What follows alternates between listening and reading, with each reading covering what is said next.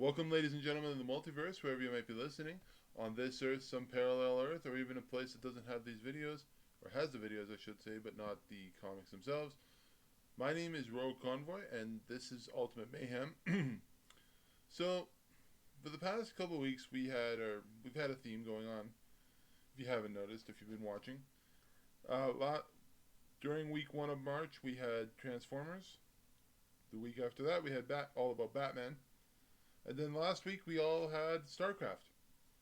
So now, with Marvel coming back into full force next week, and I say that, I mean, they really haven't faded out, but they're more so the fact that they're bringing in 2 new shows, a movie, a show, and I figured it was time we should talk about some of these things.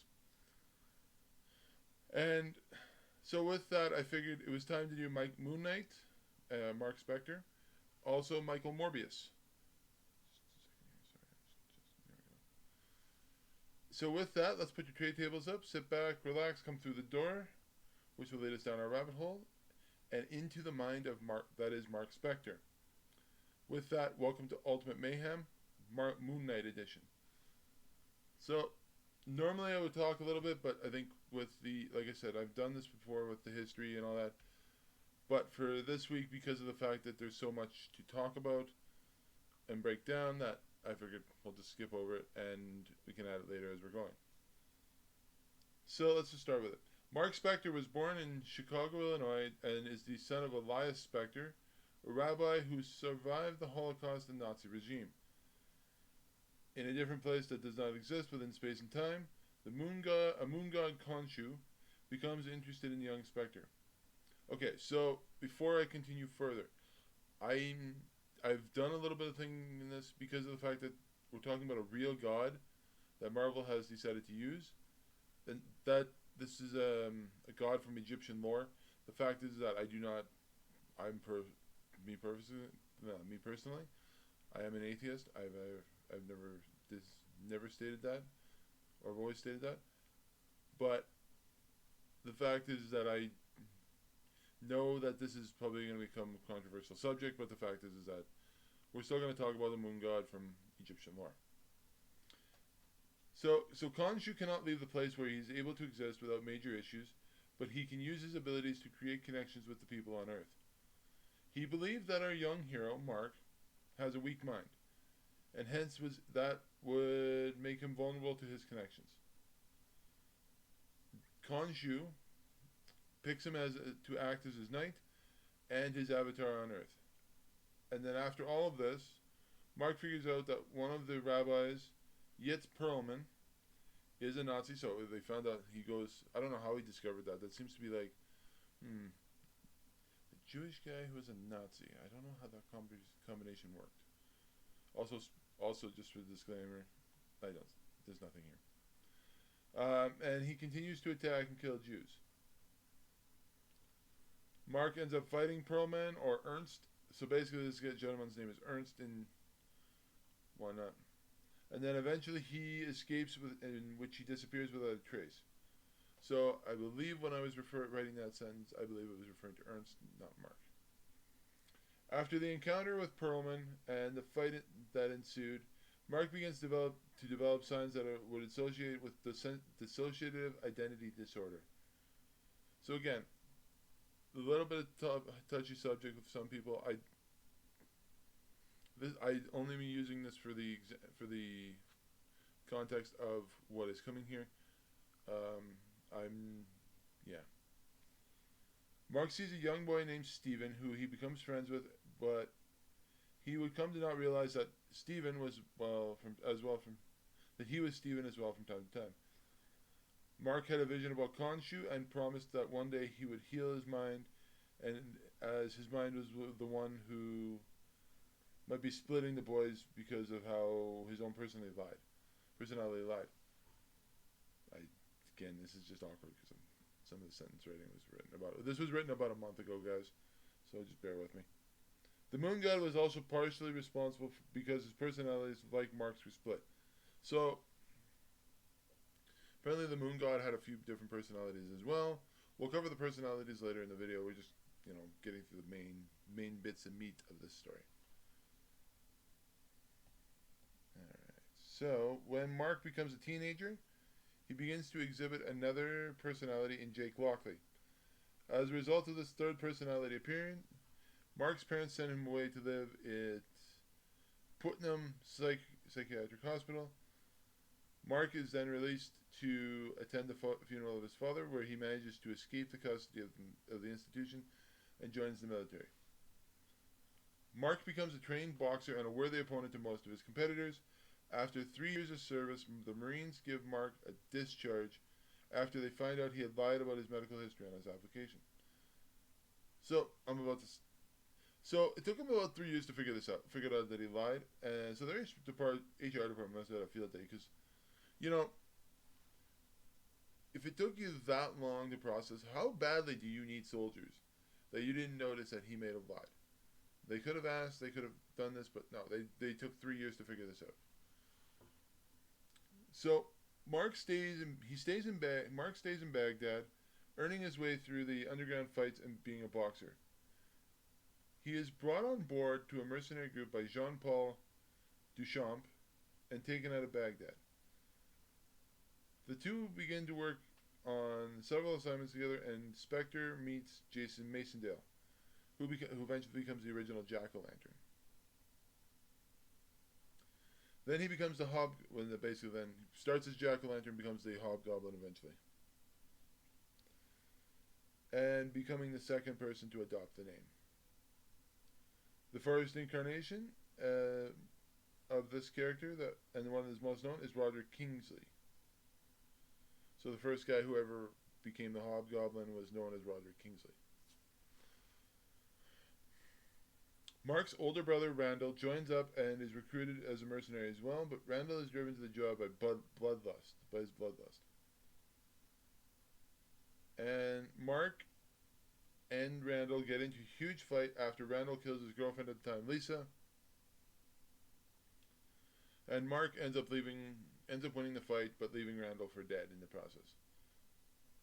Randall would eventually recover from his injuries that he suffered at the hands of Mark, so he would eventually get himself up and going again. So after a certain point, Frenchie and the Jean-Paul Duchamp, his nickname is Frenchie. I'm gonna put that out there. Are recruited by fellow mercenaries Raoul Bushman, who has been watching their moves, offering them jobs from time to time to help them out. Mark believes that he is at the center of an existential crisis between his good friend Frenchie and the ruthless killer Bushman. You know, again, some of these names that Marvel comes up with, like even like when you're watching like something like Luke Cage, and the guy sounds like his name is Bushmaster. Sounds like a really bad porno. Again, they could have come up with some better names. Bushman sounds a little bit better, but not by much. And Mark and Frenchie agree to help Bushman stop a rebellion in Sudan through the warlord, to help a warlord basically continue his terror. And as they are fighting the rebels, Mark's brother Randall is noticed as one of the rebels. So basically Mark notices that Randall is one of the rebels helping to fight the warlord that is trying to keep Sudan under his control. And Mark is completely unaware that his brother is fighting on the opposite side and didn't even know he was there. Despite him taking several bullets, Randall survives, thinking his brother recognized him and tried to kill him on purpose. So again, Mark did not know that his brother was part of the rebellion, and hence he tried to, obviously shot at him, doing what he was supposed to do, and doing his job. Mark then starts to grow a conscience as Bushman. The man who he is working for starts killing civilians as well as enemies that they have been hunting. Bushman kills an archaeologist by the name of Peter, I can't even pronounce it, including the team he working for after they had dug up a previously hidden tomb. Bushman plans to take everything from the tomb and massacre any survivors that stand in his way. Mark manages to scare off the daughter of the late doctor and fights Bushman in the process. He was defeated and he stumbles through the desert without food or water, but he manages to survive the harsh night conditions. So he doesn't have any food, doesn't have any water, just continues to stumble and just survives the entire night without either of it. Through all that, Mark manages to get back to society through all hardships So he was nearly dead by the time that he got back to, or by the time he got back. The people carried him back over to the tomb, where he is left at the foot of Khonshu, the moon god we talked about earlier, and the protector of night travelers. So he manages to survive the night, and then he gets brought into back to the tomb. So at this point, Marlene, basically, so the daughter of the archaeologist that he was going to try to kill to get in there, and the one lady that Mark was trying to scare off, as she begins to mourn Mark, he dies in front of the statue. So basically, Mark becomes more aware. Basically, he's dead once she starts mourning him. A few minutes later, after he dies, Marc Spector comes back to life, fully healed from any injuries that he got. So he was come back to life after his death, and he's fully healed, and it's a miracle, and the moon god has spared him. Mark then claims he had seen the moon god Khonshu, who had chosen him to be his knight and fist of vengeance on earth. Marlene believes that he has suffered some variation of delusion. Mark takes the cloak from the statue and uses it for himself. His brother watched from the distance and then presented himself the same way as Mark had, hoping that he would get the same result as his brother did. When the moon god did not shine in the same favor, Randall grew resentful of his brother. So, basically, Randall hoped that he would heal him up and get him the same type of powers.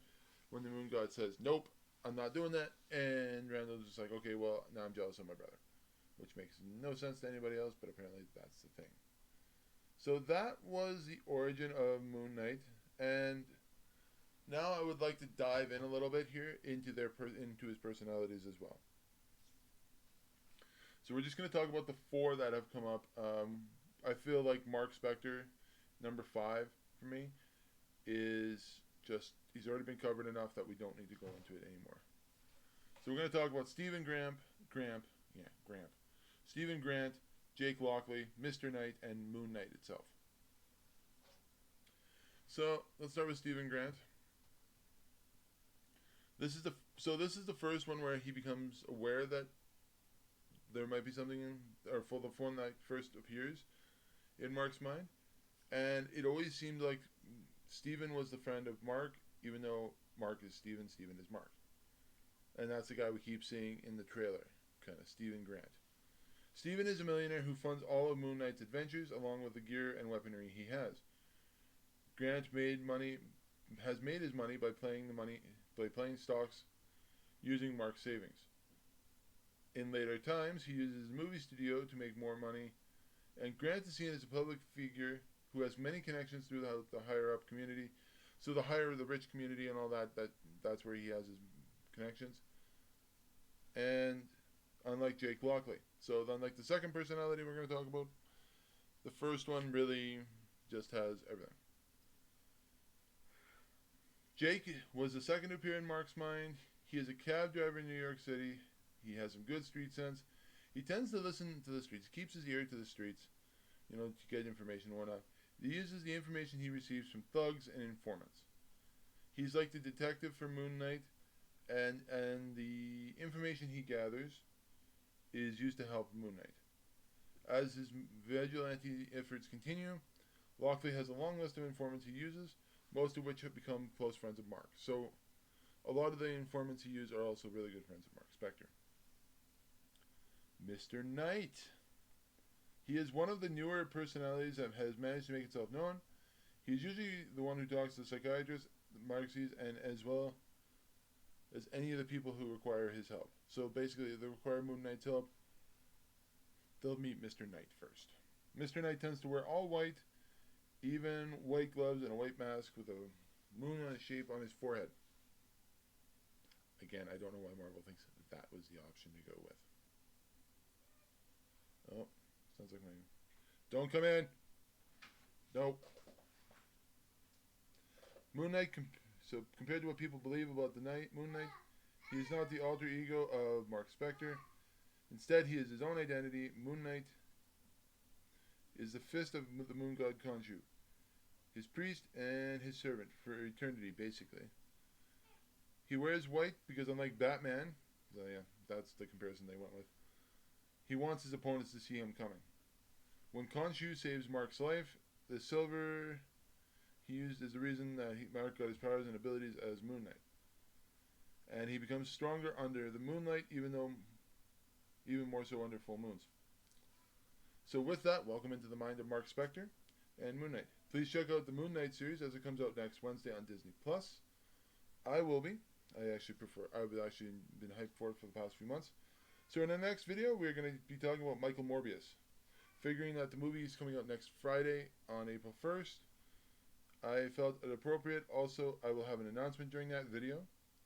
So please check it out, like it, subscribe it. If you haven't checked out the other videos, take some time to do so. Let the multiverse be your guide, as it allows it to be your guide and be your eyes and ears. My name is Rogue Convoy, and this has been Ultimate Mayhem, Marc Spector edition.